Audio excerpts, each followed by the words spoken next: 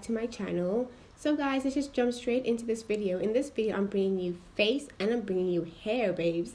I lost the footage of the eye look. I had filmed the eye look, but my files got corrupted and they got deleted. So I was like, you know what, let me just post the foundation and the hair. So for my skin, I prepped my skin with a Nivea Radiant Skin Perfection. I forget what the name is, but it's white and purple, and it removes dark marks. So I have a lot of scarring on, like, around my mouth from acne, so that's why I'm using that. And then this is like my current favorite go-to foundation, which is the Rimmel Match Perfection foundation. As you can see, it's, you know, a pretty good match for me. I filmed this a couple of months ago in summer, and anyway, I had not been leaving my house for like months, so this was my skin tone back then. I'm not sure if my skin tone has changed, but yeah, I like to just, you know, put it on my face, buff it in with the foundation brush. And for me, I always go down my neck. Even on my clients, I put foundation on their neck just to avoid that mask look, guys. Like, the last thing you want is to be walking around with a mask and your face and your neck just look different, you know. I always put foundation on my neck. Anyway, so on this day, I was going for like a natural look. So I used my eyelook Pro Concealer in medium beige. And this one is pretty light.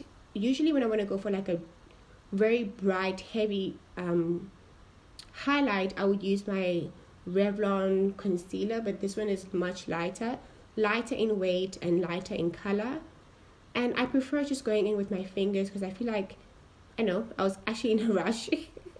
I was in a rush, but also sometimes I just feel like going with my fingers. It warms up the product, it gets in there, and I feel like it just blends things out much easier because I can really get in there. And then I blend things out with my fingers. And then when I'm satisfied with that, I will go in with my brush.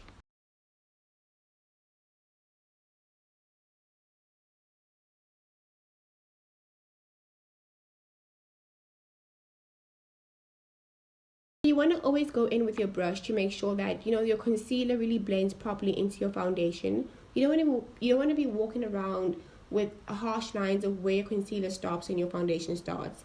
So I always go in with my brush and blend things out. Guys, this setting powder, she is who she thinks she is. Okay, if you have oily skin, you need to get the setting powder. Just look how it mattifies my skin instantly. I have oily skin, and I live by that setting powder by Revlon.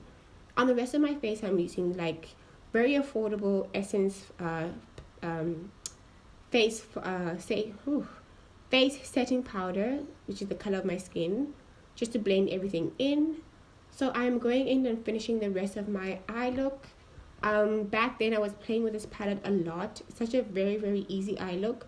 It is up on my Instagram. Only 2 eyeshadows, guys. And I'm going in with this Essence mascara. So Essence had this challenge where they were trying to get ladies to do their mascara without making that infamous fish face.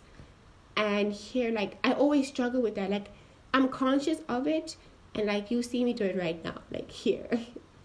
So I'm conscious of it and I catch myself, but like, it's hard not to make the fish face, guys. This is another good Essence palette because it's like a blush, contour, and a highlight in one. So I use that pink blush, and then I'm using that orangey peachy highlight. The contour powder is quite light for me, but I really love the blush and the highlight. So I set my face with MOD finishing spray, and now I'm moving on to my lips. So I always use my Essence eyebrow pencil for everything. I use it for my eyebrows, I use it for my waterline, and I use it for my lips. It's like a one-stop shop for me. And you can see, like, it's almost finished because I use it every day. And I always have to line my lips because, guys, I feel like when I don't line my lips, I just feel like my lipstick is bleeding onto the rest of my face. So I'm just also brightening up my eyes by using that color. You saw what I did. Now we are putting on this lipstick. So I feel like with this whole mask wearing, the best option is to wear liquid lipstick that is matte. I've tried wearing different kinds of lipsticks and it transfers all over your face. So right now with this whole mask wearing, I stick to matte liquid lipsticks that don't move. And this baby, she does not budge. Like, once she dries down, she's not moving. So yeah, so I just put that on, and then I went back with my Essence eyebrow pencil, because I just want to make sure that I do not want to look like my lipstick is bleeding onto the rest of my face.